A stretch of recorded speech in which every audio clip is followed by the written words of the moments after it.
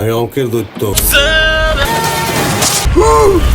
আসন্ন ঈদ উল ফিতরে ঢালিউডে হতে যাচ্ছে এক মহাযুদ্ধ। একই দিনে পর্দায় মুখোমুখি হচ্ছেন দেশের 4 জনপ্রিয় নায়ক: শাকিব খানের প্রিন্স, সিয়াম আহমেদের রাক্ষস, আফরান নিশোর দম আর শরীফুল রাজের বনলতা এক্সপ্রেস।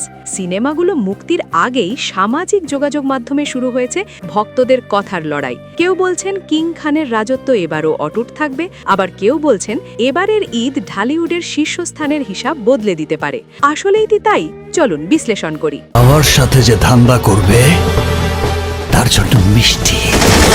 শুরুতেই আসা যাক শাকিব খানের কথায়। প্রিন্স সিনেমার টিজার আসার পর থেকেই শুরু হয়েছে তুমুল আলোচনা আর সমালোচনা।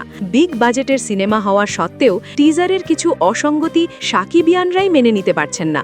অন্যদিকে তুফান বা বরবাদের পর আবারও অ্যাকশন জনরা বেছে নেওয়াটা শাকিবের জন্য কতটা সঠিক তা নিয়েও প্রশ্ন তুলছেন অনেকে। যেখানে রায়হান রাফির মতো নির্মাতারা অ্যাকশন থেকে সরে এসে ভিন্ন গল্পের প্রেসার কুকার বানাচ্ছেন, সেখানে শাকিব কি একই পথে হেঁটে ভুল করছেন, নাকি এই প্রিন্স দিয়েই তিনি আবারও প্রমাণ করবেন কেন তিনি ঢালিউডের 1 নম্বর?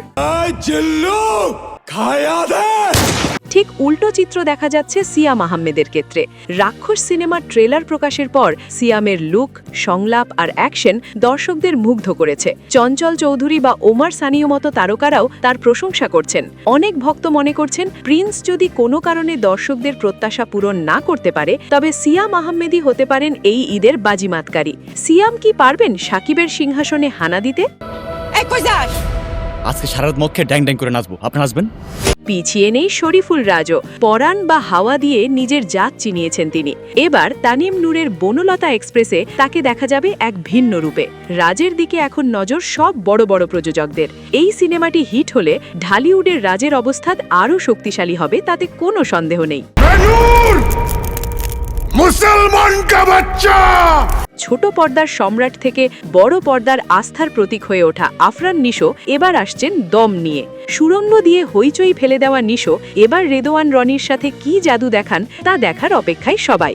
যদিও বছরে মাত্র একটি সিনেমা করে শীর্ষস্থান দখল করা যায় কিনা তা নিয়ে তর্কের অবকাশ আছে, তবুও নিশোর ভক্তরা কিন্তু দমে যাওয়ার পাত্র নন। দিন শেষে প্রশ্ন একটাই: এই ঈদ কি সত্যিই ঢালিউডের শীর্ষ তারকার ভাগ্য নির্ধারণ করে দেবে? পরিচালক ও সমালোচক মতিন রহমানের মতে বিষয়টি অতটা সহজ নয়। শাকিব খানের যে বিশাল ভক্ত শ্রেণী রয়েছে তা একটি বা দুটি সিনেমা দিয়ে মুছে ফেলা সম্ভব নয়। তবে হ্যাঁ, অন্য নায়করা যদি নিয়মিত হিটের পর হিট দিতে পারেন, তবে ভবিষ্যতে সমীকরণটা বদলে যেতেই পারে। আপনার কি মনে হয় এই ঈদে ব্যবসার দৌড়ে কে এগিয়ে থাকবে? কার সিনেমা দেখতে আপনি প্রেক্ষাগৃহে যাবেন? শাকিব, সিয়াম, নিশো নাকি রাজ? আপনার মতামত কমেন্টে জানাবেন।